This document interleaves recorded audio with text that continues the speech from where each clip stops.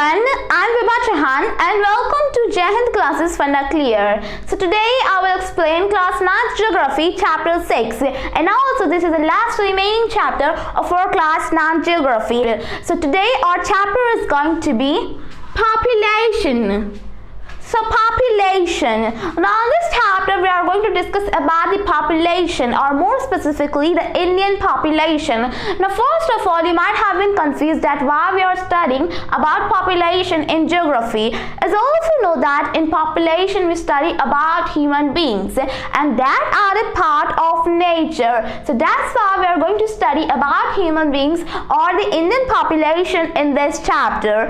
As all of you know that the human beings are the most important on this planet because all those resources that are present, that have their value, that are valuable, they have their own value because of human beings. Like for example, let's take an example of coal. Coal is but just a piece of rock unless and until the human beings hadn't invented the energy, the technology from it.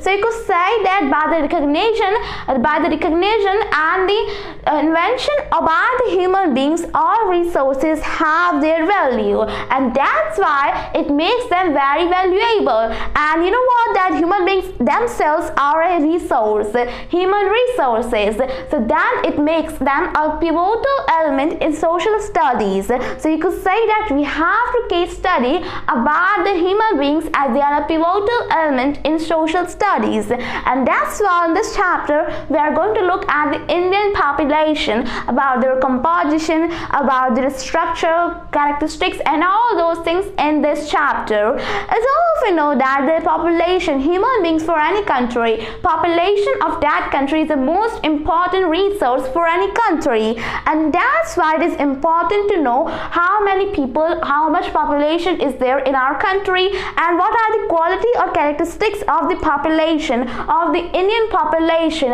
and for doing so a census is done periodically.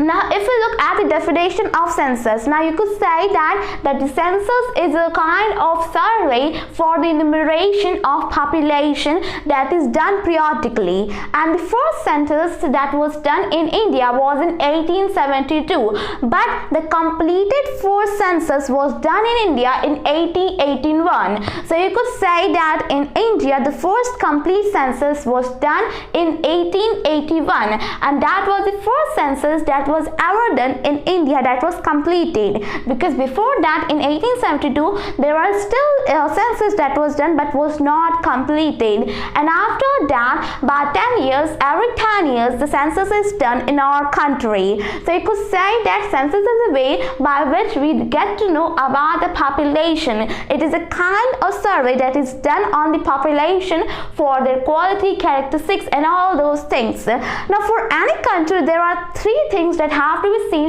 in the population. First is the population size and its distribution. That means how is the number, how many people are living in that country and what is their distribution. It doesn't have to be that in the northern part of the country there are whole population, but in the southern part of the country there aren't. So that has to be seen as well. And the second thing that has to be seen is the population growth and the processes of change in population, that are the migration, birth rates or death rates. And the third thing that has to be seen is the characteristics or quality of population. Now you know what, that for any population, about their health, their literacy rates, their occupational structure is the most important thing. The quality or the characteristics of the population that makes them an asset for the country, that is the most important here. So you could say that we are going to discuss in this chapter these three things more specifically, because these information are get to us, we have these information because of census that is done periodically every 10 years. So this is all we are going to discuss in this chapter, and without ado let's start these three things, more specifically these three things, with our first topic, that is Population size and distribution. So population size and distribution. Now the first question here is, what is the number of people that are living in India? How much is the population of India? The size of population, and what is the distribution of that population? Let's discuss with our first subtopic, that is India's population size and distribution by numbers. So India's population size and distribution by numbers. Now first we are going to discuss about the size of Indian population and its distribution as well by numbers, and after that by different method. Now you know what, that the numbers of the population, how much is the population of India, has to be seen by the census, and according to the census of 2001 there was a population of 1028 million in India, and you know what, that India is in the second number, the second country, second position of the largest population in the world. And at that time in the census of 2001 it accounted for the 16% of the world's total population. So you could say that India is indeed a very largest populated country, the second largest populated country, and that was the census of 2001. And if we look at the census of 2011, then the population of India at that time was 1210 million, and that time you could say the total percentage that India accounted for the world's population was 17.5%. And if we look at the population of India at present time, it is about 1380 million. So you could say that there is a very large population in India. And if you look at the total land surface of India, it is just about 3.28 million square kilometer, that holds about 2.4% of the total land surface of the earth. So you could say that on 2.4% land surface there is about 17.5% population of the world. So you could say that how would be the distribution of the population. And if you look at the states, now there are 5 states, you could say that just 5 states of India contribute about 50% of the total population of India, and those 5 states are Uttar Pradesh, West Bengal, Maharashtra, Bihar and Andhra Pradesh. Now you know what, that Uttar Pradesh, that is in India, it is a state of largest population, over 220 million. So you could say that the population of Uttar Pradesh is about 220 million, and you could say that that is a very large population indeed. And whereas if you look at the Rajasthan is the largest state in India by area, but its population is very low. It accounts for only 6% of the total of the population of India. And if you look at the Sikkim that lies in the northeastern part of our country, the population of that state is just about 0.6 million. And if you look at the Lakshadweep Islands, then its population is about 64,000 according to the census of 2011. So you can see that there is a vast difference of the distribution of population as well. At one side, on the first hand, you could say in Uttar Pradesh there is a very large population, and on the other hand, though, in those areas there is a very low population. So you could say that there is a very unequal distribution of population in India as well. Now our second subtopic is India's population distribution by density. So India's population distribution by density. So now till now we have looked the distribution and the size of population by numbers. Now it is time to get to know about the distribution of population by density. So first of all, what do you mean by the density of population? Now you have already studied about it. We have seen that the density of population means that the number of people in a certain square unit. So you could say that it is generally seen as the number of people in square kilometer, 1 square kilometer. And if you look at the average density of India, then according to the census of 2001, it was the 324 people per square kilometer, and according to the census of 2011, the total average density was about 384 people per square kilometer. So indeed a very large, you could say, density, and that's why India is a very densely populated country. And even you could say that Japan and Bangladesh. Now India is in the third number. India is the third mostly densely populated country. But if you look at Japan and Bangladesh are the two more countries, are the first and second about the densely populated countries. So you could say that that is about the density of population. Now that is the average density of population of India, but even in India there is a very vast difference of density of population.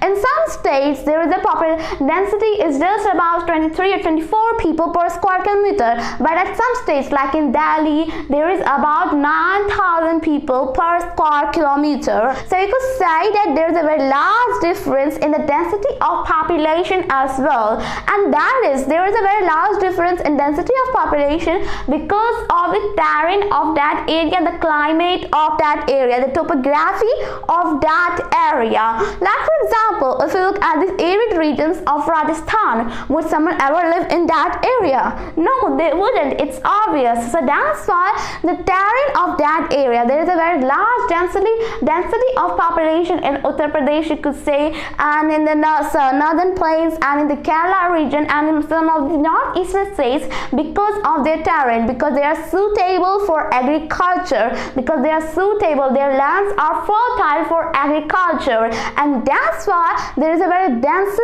very large density of population. So you could say that in India there is a very vast unequal distribution of population all over India, and that is because of the climatic conditions, because of the topography of that area, the terrain of that area. Like for example, in Ladakh region, in the Himalaya region, in the very extreme temperatures, nobody wants to live, and that's why there are some regions that are sparsely populated or even inhabited. So that's just a natural thing for any human being. Nobody wants to live in those areas that lack of facilities or that are a kind of very extreme temperatures. So you could say that that is about the distribution of population by density. Now if we look at the density, the total average is about 384 persons per square kilometer, but overall in India there is still a very large difference of density of population from areas to areas. Like in Delhi, in Uttar Pradesh and in Bihar there is a very large density. If you look at, there is even more than 500 people, there is even more than 500 person per square kilometer. So you could say that that is indeed a very large density of population. Now our next topic is population growth and processes of population change. So population growth and the processes of population change. Now we have discussed about the size and distribution of population, but what about the change in population? Now you know what, that there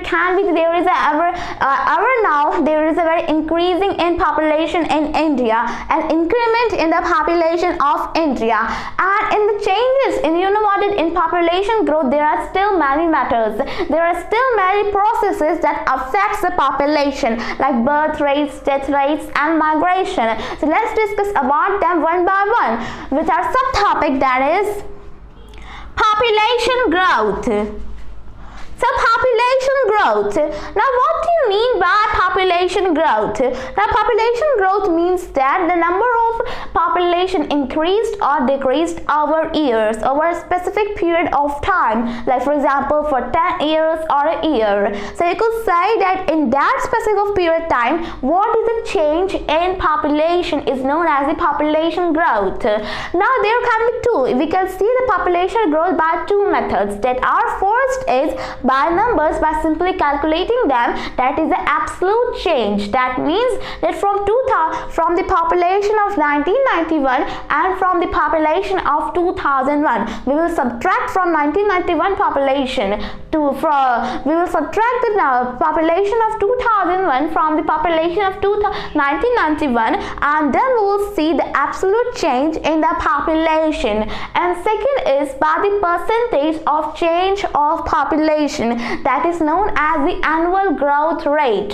That means for example, let's take an example for a census. For 10 years that there has been annual growth rate of 2%. That means over 100 persons, there are 2 more persons that have been increased. And if it is in negative, that means that population has decreased. So you could say that there can be two types by which we can see the growth in the population, by calculating them by absolute change and by the annual growth rate. Now if you look, you could say that the more convenient way is of annual growth rate. And if you look at the annual growth rate over many census, then we will see that till 1981 there was a very good increment, there was a very good growth of population by percentage. Over 1981 there was about 2.24%, but after that, after 1981 there was decreasing, there was decrement. You could say that the percentage, the annual growth rate was decreasing now, had started to decrease. But what about the population? How could the population go up?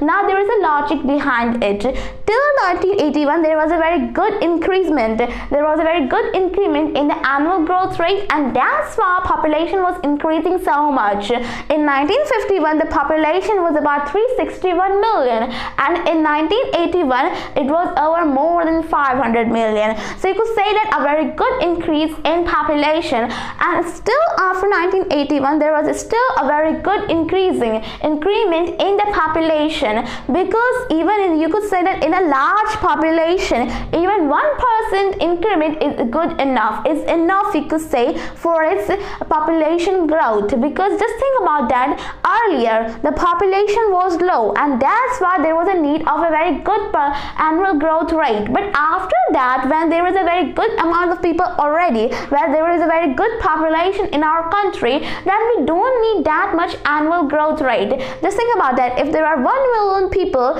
and even if there are 1%, then still it would go up. So that's why even with a low annual growth rate, we are still going high. And if you look at the annual growth rates of India, then according to the survey, it could be done at the year around 2045, we even lead to China in population. So you could say that around 2005 it could be possible, it might be possible that we will be the number 1 in the largest population of the world. So you could say that is about the population growth. Now there can be annual growth rates or the absolute change in the population, and you could say that absolute change is a very hard thing to do, because there can be a little bit difference. Now those are the estimated values in annual growth rates and in the absolute change, because the correct, you could say that the exact point cannot be understood, cannot be gotten by the census, by any survey. So that is about the population growth. Now our next subtopic is processes of population change or growth. So processes of population change or growth. Now we have seen that there is a very good population growth or change in our country, but what about the processes? How is it so? Now the 3 major components, or you could say processes, for the change in population or growth in population are the birth rates, the death rates, and the migration. Now these are the most important for any change in the population. So first is birth rate. Now birth rate means that number of people that have taken birth among 1,000 people per 1,000 people. So that is known as the birth rate. Now you know what, that birth rate is that how many number of people have taken birth, and that rate is just opposite. Like for example, death rate means that number of people that have died per 1,000 people. So you could say that they are just opposites of each other, and the difference of these birth rate and death rates is known as the change in population. You know what, that in India from a very large time there has been a very high birth rate and low death rates, and after 1981 the birth rates had decreased a little bit, and that's why the annual growth rate had decreased as well. So you could say that the difference of birth rate and death rate is a cause of the population change, the growth in population. So you could say that if we have death rates more than birth rates, then there would be a decrease in population, but still we have a very high birth rate than compared to the death rates, and that's why there is a very good increment in the population. There is a very good growth in the population, the Indian population. And the third factor that affects the population is the migration. Migration is that of the moving of people from one place to another place. Now there can be two types of migration in our country, that are internal and external. Internal means that they are moving from one state or one territory of India to another state, another region or another territory of India. And external means that they are moving from India to another country or abroad. So you could say that these are the two types of migration. Now there is the internal migration. Internal migration doesn't affect the size of population, but the distribution of population is affected by the internal migration. You know what, that if there is a very big migration among the people in India, there is a very big internal migration in India, then there will be a very change. There will be a very big change in distribution of population as well. So that is about the internal migration. And if we talk about the internal migration, you know what, that people move from rural areas to urban areas, and that's why you could say that over years there is a very good population of urban areas as well, and there is a migration of people from rural areas in urban areas due to the concept of push and pull. Now you know what, that in rural areas there is a more push system, that is a condition of poverty or unemployment. So the condition of poverty and unemployment is known as the push system, or you could say the push condition in rural areas.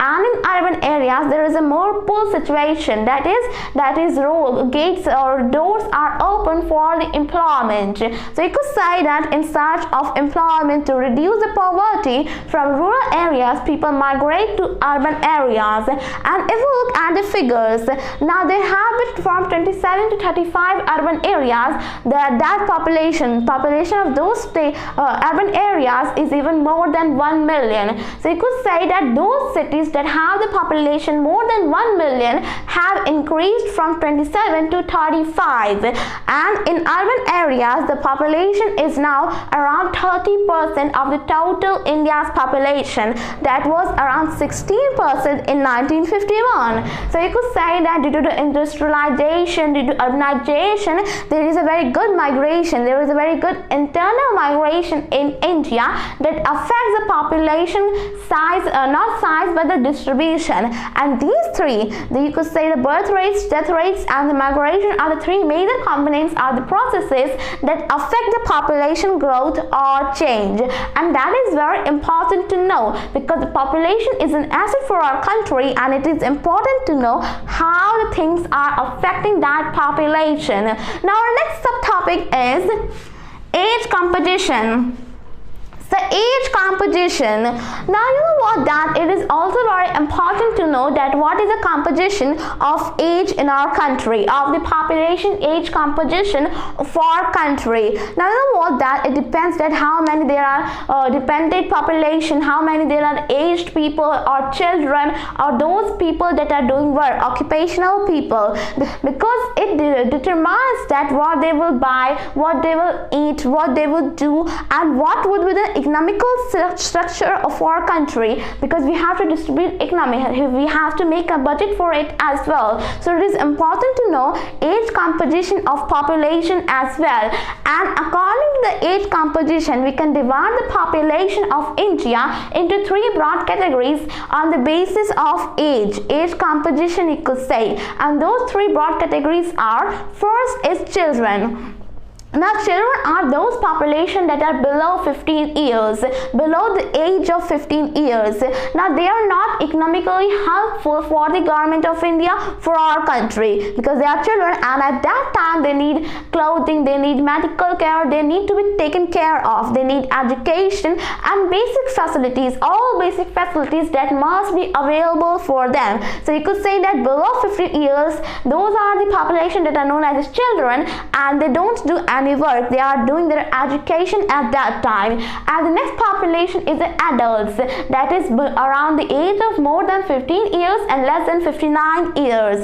So you could say that that is a working population of our country. So you could say that that population is economically productive for our country and the biologically reproductive as well. So that population is a population that increases the population of our country, as well as you could say that it is a productive for the economy of our country as well. Now next population is the aged population, that is more than 59 years.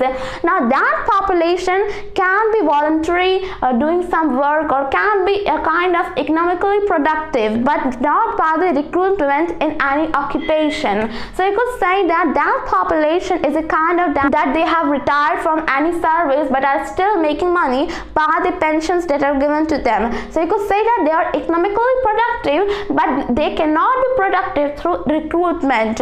Through recruitment, you could say, because recruitment are given to those people who are the working population of our country. So you could say that aged people are those people that need to be taken care of as well, and that are dependent population as well. So we have to see that how much is a dependent population and how much is a working population, because if there is more independent population, then if there is more dependent population, then there would be more and more pressure on the working population. So you could say that these are the three categories of age composition of the Indian population, that are the children that are below 15 years, the working population between the age of 15 to 59, and the aged population more than 59 years. So now our next subtopic is sex ratio. So sex ratio. Now first of all, what do you mean by sex ratio? Now sex ratio means that number of females per 1,000 males. So that means that how many number of females are present in our country per 1,000 males. So that is also very important to know. The sex ratio should be very good, should not be very low, because that depends on the equality of males and females. Now you know what, that if there are low sex ratio, that means that there is a low number of females, less number of females in our country, and that would raise a question among females. Since you could say that for equality, for fairness in our country, sex ratio should also be very good. And if you look at the sex ratio of 1901, of the year 1901, then the sex ratio of that year was 972 females per 1,000 males. But after that, in the year 2011, that sex ratio had decreased to around 940 females per 1,000 males. So you could say that over years it had decreased down, and that is a very you could say that is not good at all. And you know what, that after sex ratio, it is the average sex ratio of our country. And if you look at the internal sex ratio of our country, then according to the census of 2011, if you look at the area of Kerala, the sex ratio of that area is about 1,084 females per 1,000 males. And if you look at the condition of Puducherry, it is about 1,038 females per 1,000 males.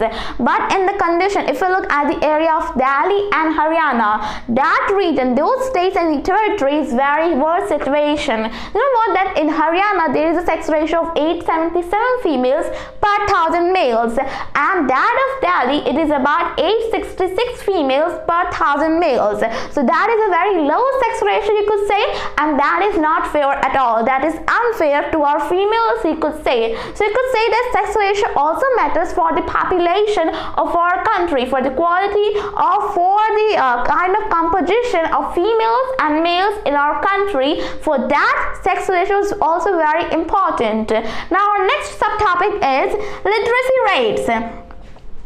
So literacy rates. Now literacy rates, as all of you know that what it means. Now literacy rates means that how many people are educated in our country in percentage. So you could say that is known as the literacy rate. That means how many people are literate in our country. Now if we look at the literacy rate of our country, that it has been decreased. It has been increasing over years. And according to the census of 2001, all those people that are above 7 years, at the age of 7, above the age of 7 years, and that can write or read, are known as a literate. And you know what, the literacy rate is also very important, because population, human beings can only become asset if they have the knowledge, if they are educated and well educated as well. Education doesn't mean that you're going just to school. It means that you have the knowledge and the skills as well. So education or literacy rate is also very important for our country. And if we look at the literacy rate of 2001,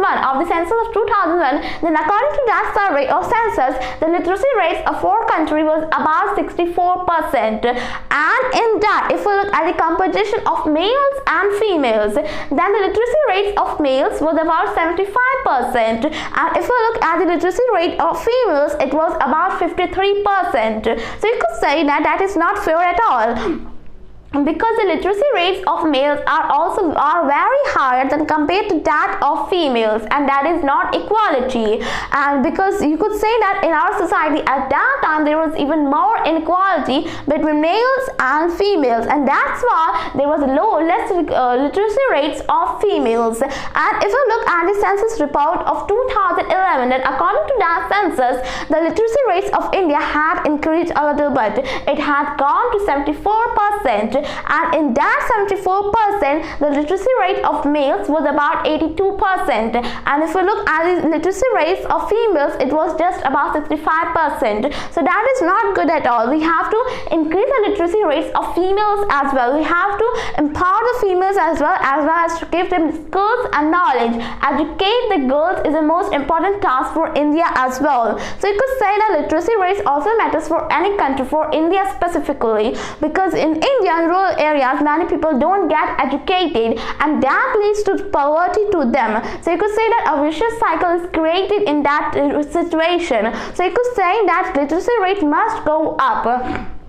Now if we look at the states individually, if we look at the literacy rates of Bihar, it is very low, and you could say that it is not good at all. And on the other side, if we look at the Kerala, in that state there is 100% literacy rate. So you could say that a literacy rate differs from state to state, area to area as well, and we have to bring it up. We have to come to the literacy rate of 100%. So you could say that is about the literacy rate that must go up, and that is the most important here as well. Now our next subtopic is occupational structure. So occupational structure. Now what do you mean by occupational structure? You know what, that occupational structure is also very important. Occupational structure means that all those working population, the structure of population, what are the occupations that they are doing, how much is the competition for the occupations in our country, and that is known as the occupational structure.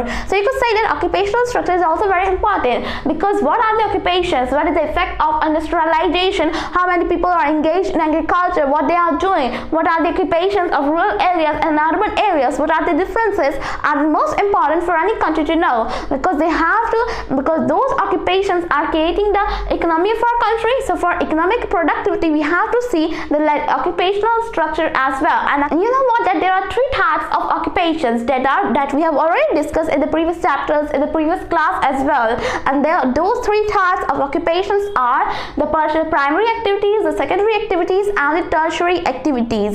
Now primary include all those kind of agriculture, fishing that are related to nature. So you could say that the first hand work, and the secondary activities are those the manufacturing of the primary activities work. So you could say that all those manufacturing work is done in the secondary activities, and the tertiary activities are those activities that connect the people. You could say that connect the primary activities and secondary activities. So those are for the communication, transportation, banking, banking, insurance, loans. These are all the tertiary activities. So these are three types of occupation that can be done in any country. And you know what, that there can be slight of difference of activities in countries as well, because there is a very vast difference in the developing countries and the developed countries. Now you know what, that if there is a developing country, then there would be more primary activities going on in that country, and if there is a developed country, a developed nation, then there would be more and more tertiary and secondary activities.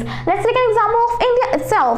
Now in India, there are even more than 64% of the population that are engaged in agriculture. The basic occupation of people in India is of agriculture, and that's why in most of the crops, India is one of the leading producers of crops, of agriculture products, but we can't export that much because we have to consume as well. So you could say that more than 64% of people, of the population of India, is engaged with agriculture, and that determines the situation that most of the people in India are engaged in the primary activities, not that much in secondary or tertiary activities. And if we look at the primary, secondary and tertiary activities, then people around 13% to 20% are included or engaged in these activities, and that is increasing because of industrialization or urbanization. So you could say that these two are the factors, leading factors, that are industrialization and the urbanization for the increasing of population engaging in secondary and tertiary activities, because people are migrating from rural areas to urban areas. So you could say that is a sign of difference of occupational structure. And now we have to look at the occupational structure, because that brings the economic productivity of our country, and all people must be employed as well. There should not be any kind of anxiety or vulnerability of unemployment, because that is the most of the biggest anxiety in our country, the unemployment you could say. So we have to bring employment to the people as well, and for doing so there are many laws and acts that have been passed, projects that have been introduced or started for more and more employment in our country to bring up the economy of our country to make it a developed nation. Now our next subtopic is health. So health. Now you know what, that health is one of the most important quality or characteristic of any person in our country, because if that person isn't healthy, then how would the economy go up? How would he do the work, and how would the economy go up? So you could say that health is one of the most important factor for any person, any population of the country, for the human beings you could say, and that is why we have to increase, you could say that we have to improve the health condition, health facilities in our country. And in the present situation of COVID-19, you could say COVID-19, we have looked at that. You know what, that India has provided a very good example in the developing country, that there have been more health equipments and health facilities. So you could say that we can see the example of health facilities here. And if you look at the census reports of these health facilities, then what has happened that over years the death rates have declined from 25 to 8.1. So you could say that is a very good thing. And the life expectancy rate, now you know what, that life expectancy means that how much that person is expected to live on an average basis. So in the year 1951, this life expectancy rate was about 36 years, and that has increased to 64.7 years in 2011 census report. So you could say that has increased as well, and that is a very good thing to know, because if you look at the life expectancy rate of Japan or China, it is much more higher than compared to that of India. So we have to increase that as well, and that is why health facilities are the most important. How much the hospitals are there, medical colleges, universities, all those equipments, beds, and all those ventilators, and all those equipments, all those vaccines and medicines are the most important for the health facilities. But apart from them, people are getting diseases because of lack of facilities, lack of other facilities as well. Like for example, in the poverty situation, people are suffering from the malfunctioning. You know what, Dan? In the condition of poverty, people aren't getting that much calorie consumption that they should have. Like we had discussed about the calorie consumption in the civics of this class.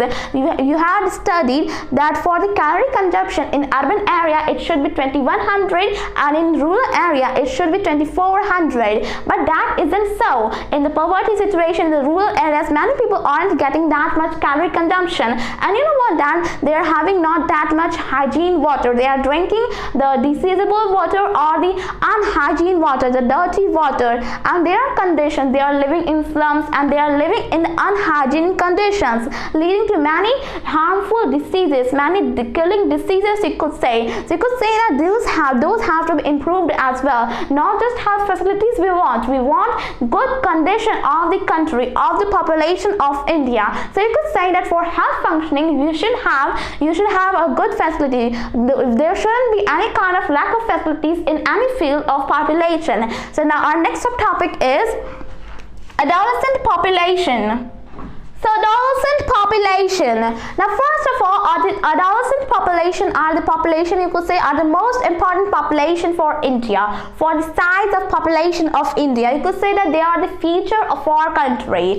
Now adolescent population can be grouped under the age group of 10 to 19 years. So those all people are known as the adolescent people or the adolescent population of our country.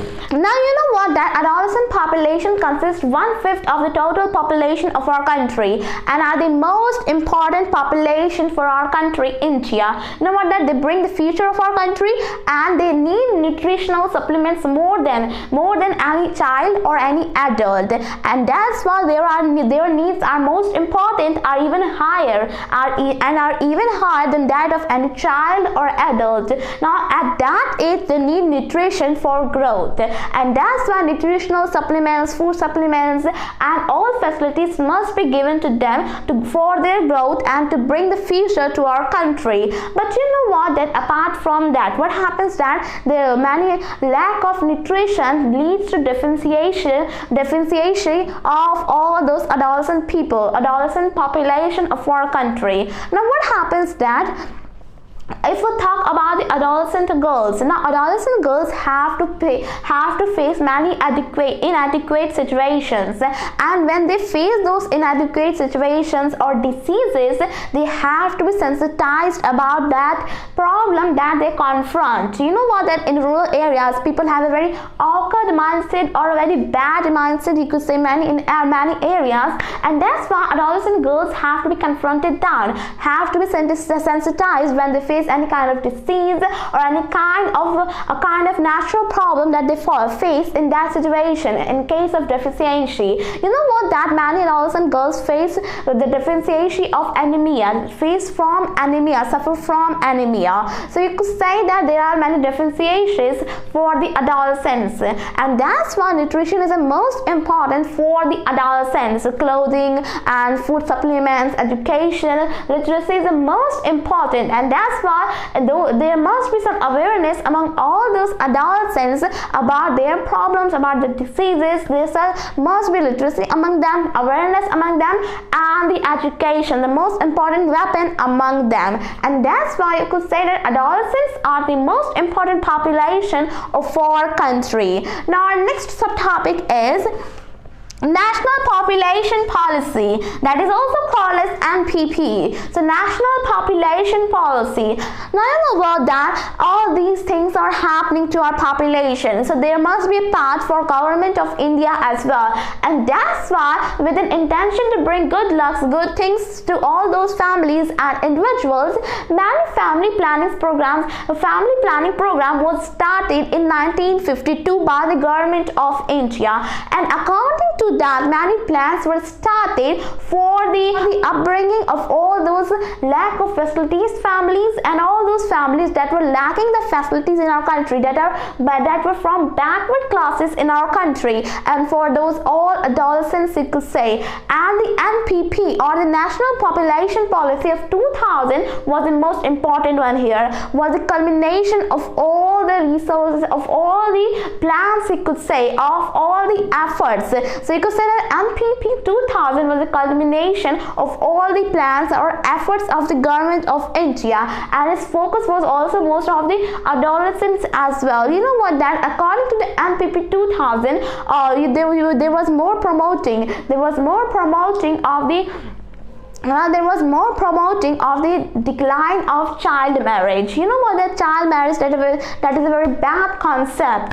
So you could say that according to the NPP 2000, it was depromoted. It wasn't promoted at all. You could say that many plans or projects had been started in oppose of that by the government of India. And according to the NPP 2000, there was must thing that was done. That was that education was must. You know what, that education was fixed as a must thing that must be given to all those children below the age of 14 years. So you could say that education was provided by the NPP 2000 below the age of 14 years children, you could say. So you could say that NPP 2000 was the most important one here. That was the National Population Policy that brought many things at once and mostly focused on the adolescents of India. Now our next subtopic is NPP 2000 and adolescents. So NPP 2000 and adolescents. Now just as I've said that the NPP 2000 was the most important and was mostly focused on the adolescents. Now it brought many changes in the lives of adolescents. And what were those changes? Let's discuss. Now first of all, it brought much kind of awareness among the adolescents. Now it promoted against the child marriage and all those unwanted pregnancies, and you know what, that all those STD, or that is sexually transmitted diseases, that was the most thing that was done in that during that time. So you could say that this NPP was against all those things and all those kind of awareness for the unprotected sex and all those diseases that were suffered, that all adolescents were suffering during that time. And you know what, that it also provided for services accessible and affordable for all the adolescents. So supplies for the nutritional supplies for all those adolescents, and for the awareness of all those adolescents that was done, and for the literacy and education that was done as well among the, you know what, that this policy brought that all those children below the age of 14 years must be given education, must be provided with education. So you could say that according to the NPP 2000, it was most important, mostly focused on the adolescents, and you know what, that they were very benefited from them. But apart from them, still there kind of lack of implement of this NPP on the ground reality. But at all, there was a very good benefit of it among the adolescents. You know what, that after that all those diseases, all those unprotected sex, or all those STD, or all those things were discontinued, you could say. So you could say that was for the adolescents, because they are the most important population of our country, and that's why it has to be brought, many changes have to be brought in their lives as well. We have to empower them as well. So you could say that is about NPP 2000 and its connection to the adolescents. And that is all we have discussed in this chapter. In this chapter, we have discussed about the human resources, we have discussed about the human beings, or the Indian population. Now we have seen that they are the potential of our country. You know that they are the power of our country.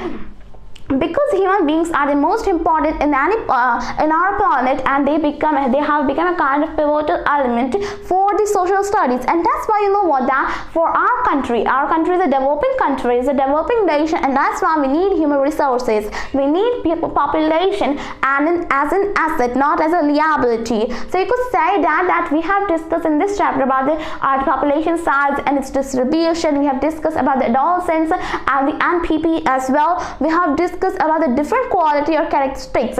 Now just remember that in the starting of this chapter I've said that I had said that in this chapter we are going to look at the three things, that population size and distribution, that how many people live in India, how's the population of India. Second, we are going to discuss about the population change or growth and the process of it as well. And third, we have discussed in this chapter is about the quality or characteristics, about the health, literacy rates, occupational structure, and all those things, because these are the most important for any country, and especially a country like India, a country that is very populated. So all these things have to be done, and here the most important thing is our census.